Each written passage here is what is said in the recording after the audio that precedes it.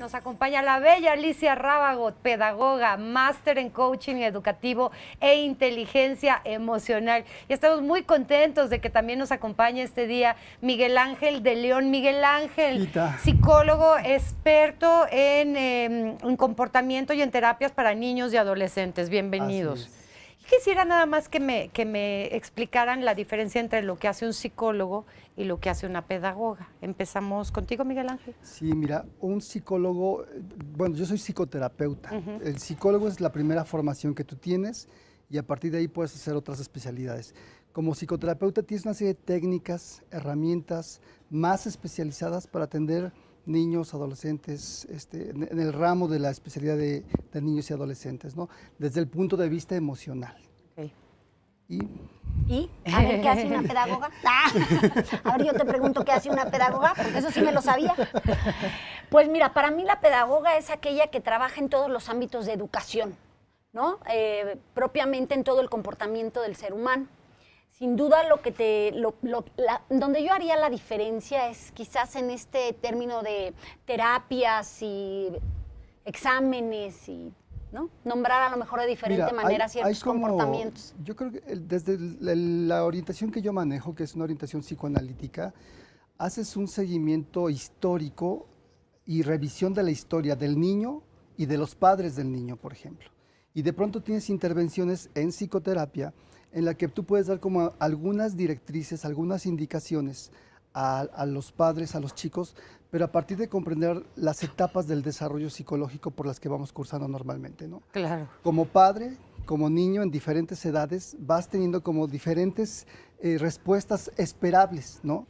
Y me parece que un poco desde la parte del coach, es como más una actividad en el aquí, en el ahora, y creo que va más orientado hacia lo educativo, ya me estoy metiendo ahí de metiche. No, sí, estás bien. O sea, sí es verdad que se complementan muchísimo. Yo creo que tratan de ayudar de diferentes líneas, acercarse de forma distinta, ¿no? Yo creo que en mi muy particular punto de vista, porque tengo el máster en psicología infantil, lo que pasa es que yo creo que el psicólogo va llevando a encontrar, así con esta historia clínica y toda la investigación profunda, para llevar a ver qué pasa y que ese paciente trate de trabajar poco a poco en lo que necesita. En la medida que te vas conociendo, por ejemplo, los mecanismos de defensa son básicos. Que tú puedas identificar qué tipo de mecanismos de defensa utiliza un niño, un adulto, una persona, y hay mecanismos que son regresivos, hay mecanismos que son progresivos. Por ejemplo, el mecanismo más típico en un niño de 2 años es la negación.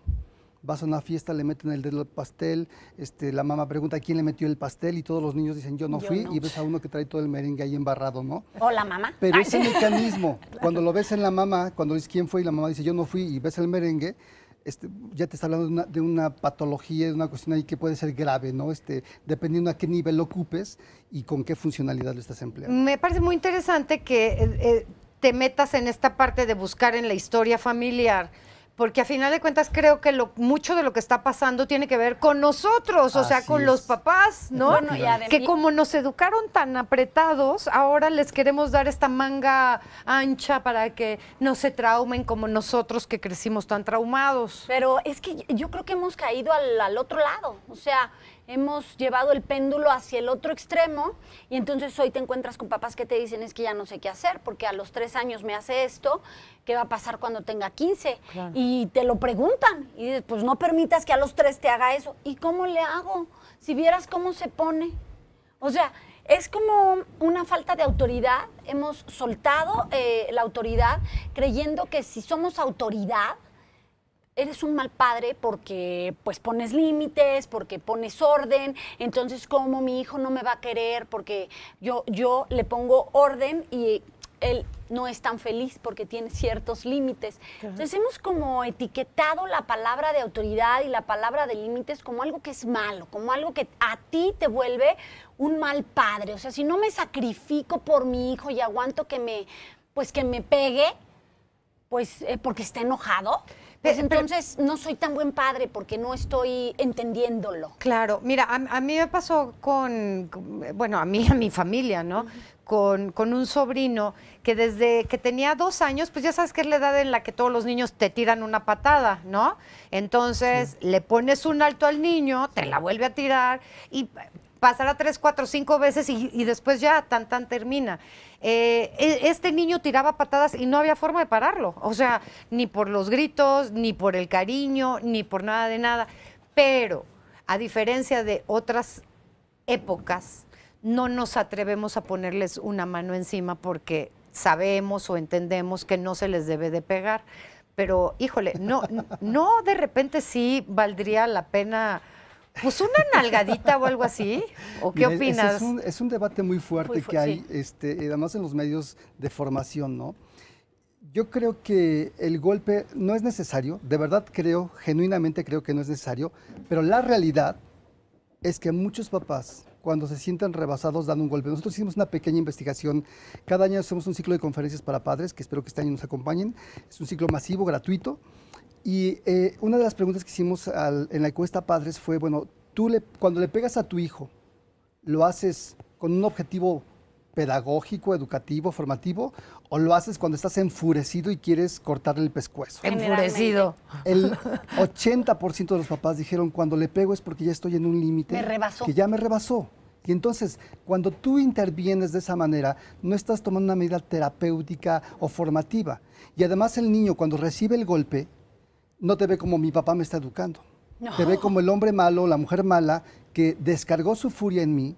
Y a veces de pronto es eso. Cuando tú golpeas ya es una descarga de tu desesperación, de tu enojo. Es como ir subiendo de niveles, ¿no? Es como primero te lo digo bien, luego ya subí el grito, porque creo que con el grito me vas a hacer caso, luego vuelvo a gritar más fuerte y ya cuando me desespere porque ya no, siento que ya no me estás entendiendo, entonces te pego. O sea, ya es una frustración mía que tengo que hacerte entender que me hiciste enojar, me rebasé y me ganaste, porque a final de cuentas pues te ganó, o sea, él ganó, pero nadie llegó a nada. Oye, ¿no? Pero es que luego además también es clásico, por lo menos eso pasaba con mi mamá, ¿no? Que se ve que ya 4 hijos locos de repente la sacaban de sus casillas, ¿no? Sí. Y de repente era así de, y te tiraba un golpe y de inmediato te lo tiraba y...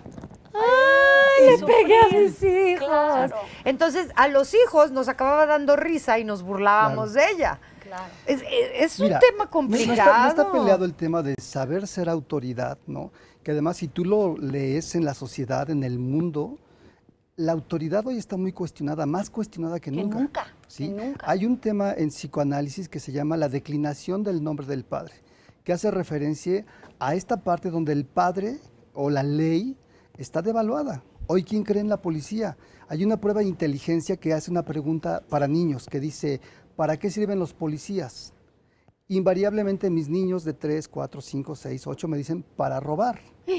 Tendría que calificarle mal, pero si a ti te preguntan, ¿para qué sirven los policías? ¿Qué dicen, los papás qué opinan? Frecuentemente encontramos que sí, eso es lo que estás viviendo en el día a día. Entonces, podemos ponerlo allá afuera y es que los policías, el gobierno, pero también hay una responsabilidad de nosotros padres con respecto a cómo estamos funcionando como autoridad ante ellos. Este video que pasas es impactante, me quedé mudo, porque además sí es cierto, algunos papás se ríen. No, el que estaba grabando, ¿viste cómo se carcajeaba? Samper Pisano es un escritor peruano, ecuatoriano, que hizo un artículo muy lindo, búsquenlo en internet, se llama Padre, Papá, Papi. Y entonces es una narración donde él te dice que en aquellas épocas de sus abuelos, el padre se le llamaba padre, y hasta la palabra es rocosa. Sí. Después vino papá, que ya empezó a ser como oso de felpa de peluche, y después vino papi, ¿no? Y entonces papi es alguien a quien los hijos solamente le avisan, papi, me llevo el coche, papi, no me hables así enfrente de Jonathan, y te dicen lo que debes de hacer, papi, y papá y mamá están en casa escuchando que están tomando allá abajo. Dice, cuando en otras épocas veías al hijo fumar y le tumbabas los dientes de un trompón porque no era permitido. Y dice él, ahora mis nietas han empezado a llamarme pa, y estoy aterrado, dice, porque ¿qué quiere decir? ¿Para qué sirves? ¿No? Mira, en el tema que Miguel tocaba de la autoridad, yo creo que es un punto que sí tenemos que aclararle hoy, pues a la sociedad, pero empezamos por la familia, que para mí es esa microsociedad por la que comienza. El ser autoridad no es lo mismo que tener autoridad. O sea, muchas veces la posición que tienes, en este caso ser papá, te hace autoridad, pero eso no quiere decir que tengas la autoridad, que la estés ejerciendo como debas. Entonces, ahí es donde está es que no sé si quiero ser como yo el papá, el que diga, el que oriente, porque es un compromiso bien grande, Pita. O sea, el pelearte con un niño todos los días, el decirle, aquí no se bebe en esta casa, o aquí no se llega borracho, o te lavas los dientes, y el niño te contesta, no quiero. Y es un pelear y un jaloneo, porque es así. Porque es parte de la educación, el estar insistiendo, el comprometerte, el guiar, el orientar. Hoy, bueno, ya hasta hay relojitos que recuerdan que hay que lavarse los dientes. O sea, hoy ya... O sea, ¿nos están haciendo falta las reglas? Nos están haciendo falta entender que hasta por antigüedad eres esa autoridad que va a guiar al hijo. O sea, ese es tu papá. O sea, eres autoridad por ser padre. Ahora ejércela, ¿no? Pero el otro lado es ese. Para ser autoridad, te Respeto. lo debes ganar. Claro. ¿No? Porque no soy autoridad porque te puedo pegar, o no soy autoridad porque soy más grande, o no soy autoridad porque soy más fuerte. El verdadero sentido de la autoridad, cuando tú reconoces a una autoridad, tú le obedeces porque lo admiras, porque lo respetas, porque lo quieres, porque confías en esa persona. Es esa autoridad positiva, como se le conoce. Pero cuando tú, por golpes, logras que te obedezcan, es miedo. Se están sometiendo. Los papás decían, yo prefiero que me teman, pero hacen lo que yo digo. Ese es un concepto muy viejo, obsoleto, no sirve. No, porque cuando no esté esa persona de autoridad, entonces se va a hacer lo que quiera. Mira, yo tengo muy claro que esta autoridad positiva, esta que sale del amor verdadero, esta que es sincera y que se gana, es la que convence. O sea, no convencer de, oye, ándale, sí, vamos a la... No, la que convence porque te está llevando a una reflexión de esto es bueno para ti, estoy haciendo lo correcto, este es mi papel de padre. Te convenzo desde la reflexión y desde esta autoridad de respeto que me he ganado. No la que vence, la que te dice, pues porque soy tu padre lo hago y aquí me obedeces porque si no te tocan dos cates. Claro, lo que pasa es que hay hijos que de verdad tú les dices, mi vida, lávate los dientes porque así se te van a quitar las bacterias. Y, oh, sí, mamá, me voy a lavar los dientes. Hay otros hijos a los que simplemente no puedes manejar. Pues, hay muchos que son niños problemas, hay muchos que son revoltosos. ¿Los hacemos nosotros así o así nacen? Regresamos en un momento. Okay. Estamos hablando con Alicia Rábago y con Miguel Ángel de León sobre cómo educar a nuestros hijos. Exactamente. Estamos hablando de cómo ponerle o no ponerle límites a los hijos. Ay, no, sí que se los pongan, Pita. A ver. No les des ideas. Sí, pongan límites, por favor, son necesarios. Los límites los vuelven más seguros, saben tomar decisiones, los límites los hacen crecer en autoestima. O sea, son necesarios. Los límites no son malos y si tú no se los pones, los van a pedir a gritos. Entonces, sí hay que poner límites. Todo ser humano necesita límites. Ok.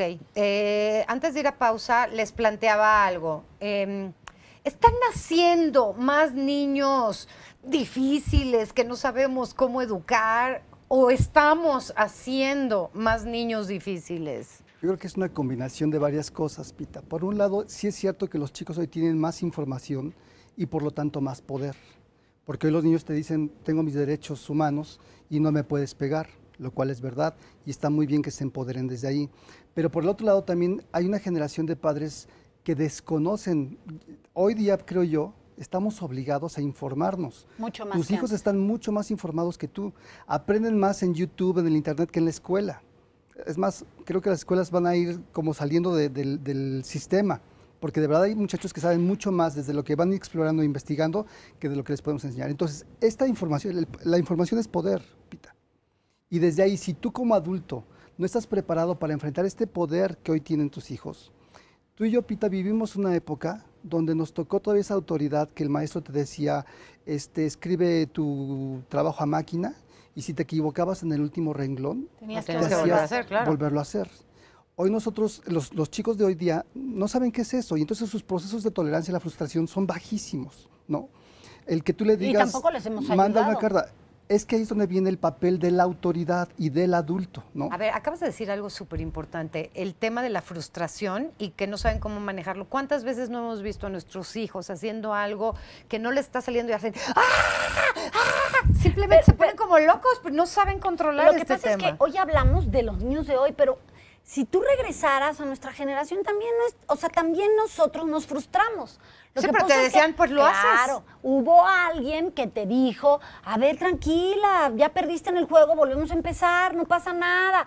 O sea, sí había alguien que te decía, tómalo calma, y si lloras, pues no llegas a nada. O sea, sí había alguien. Yo más bien creo, no es que los niños salgan con otro chip. Sí es verdad que la variable de la información es importantísima y que hoy los papás tienen que entender que forma parte del trabajo que ellos tienen, porque la información está a manos llenas.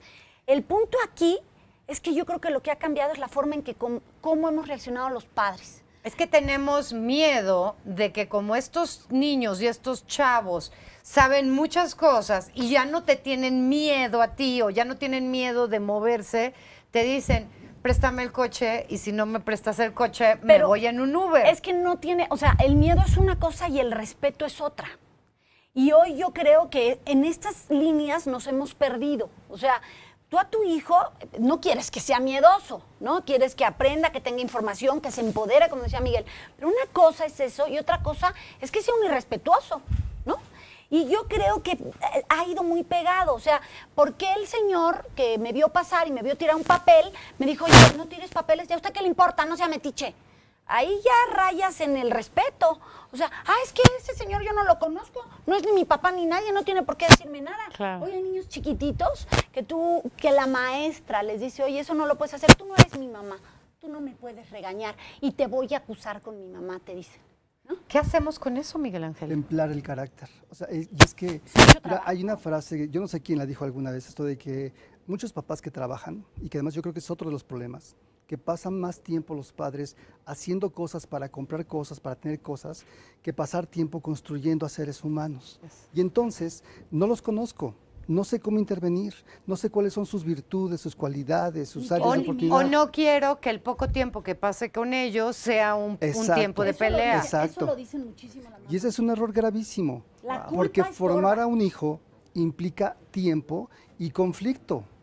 La forma en cómo tú afrontas y manejas el conflicto es lo que te va a llevar a que tengas en el futuro un hijo prudente, agradecido, ¿no? Un hijo que te vea como alguien admirable, o un hijo resentido, enfurecido, devaluándote, porque fue lo que tú le diste o como tú lo formaste. Ay, pero espera, porque hay muchas preguntas, pero vamos primero con las preguntas más importantes, que son las que tú nos haces al 53 22 0300, Paco.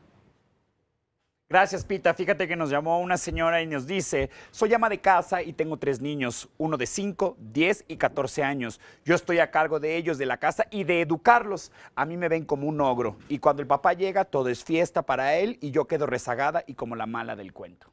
Pues ahí está, el padre malo, padre bueno, ¿no? O sea, el juego de bad cop, good cop. Y esto pasa muchísimo en parejas separadas, Ajá. muchísimo, que además ya no sabes si lo hacen por la culpa y quedar bien con los hijos o por molestar a la pareja con la que se separaron. O sea, es que es bien complicado. O sea, imagínate si a veces tú no tienes claro hacia dónde quieres llegar, ahora ponerte de acuerdo con la pareja y decir, a ver, ¿hacia dónde vamos a ir? Estos sí son temas de conversación. O sea, ¿a ti te importa mucho que salgan bien los niños en la escuela? No, pues a mí la verdad es que con que pasen es suficiente.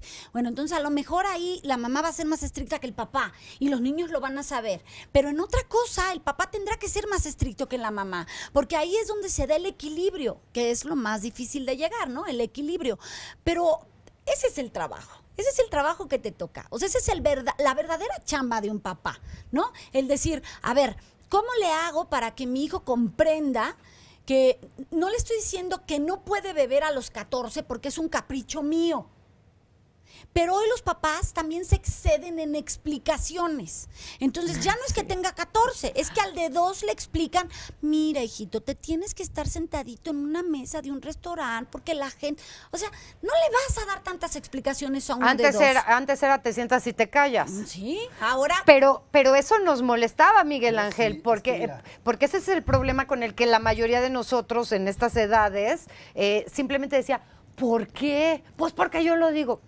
Pero porque no había comunicación, ya sabes cuál es el problema, pues puedes mejorarlo. Pero aún así yo creo que sí el tema de manejar emocionalmente las cosas, validar la emoción de enojo de tu hijo, o sea, esto de pronto de poder poner en palabras o permitir que el hijo te diga, es que me enfurece, no te entiendo, eres un injusto, y que haya un padre fuerte que tolere ese tipo de mensajes, de comunicados, y después volver a buscar la comunicación para ver, estabas muy enojado, nos estábamos saliendo del tema y de la forma de platicarlo, vamos a volver a hablar.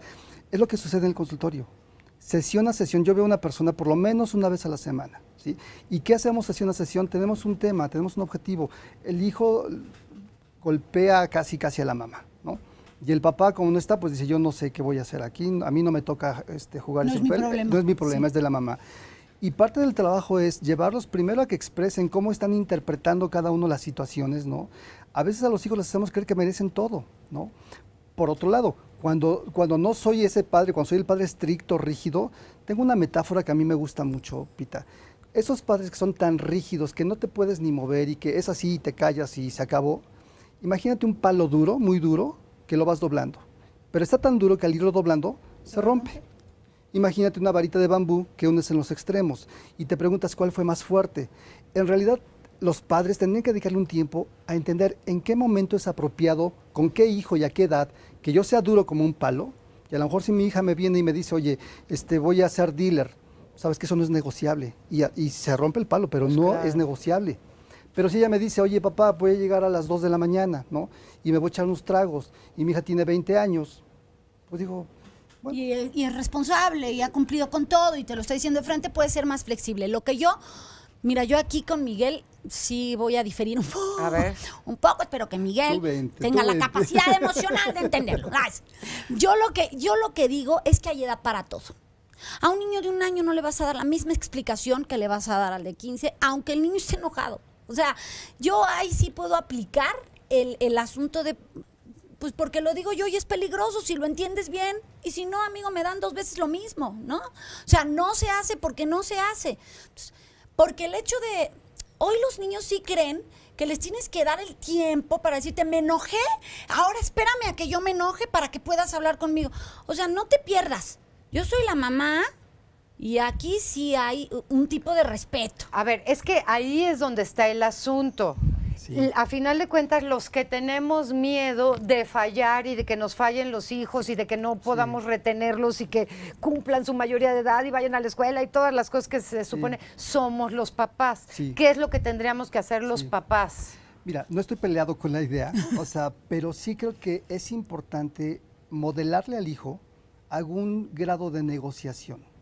Si el niño obviamente por su propiedad y porque su pensamiento no le va a dar para alcanzar a entender cosas más allá, es cuando mi rol de adulto entra.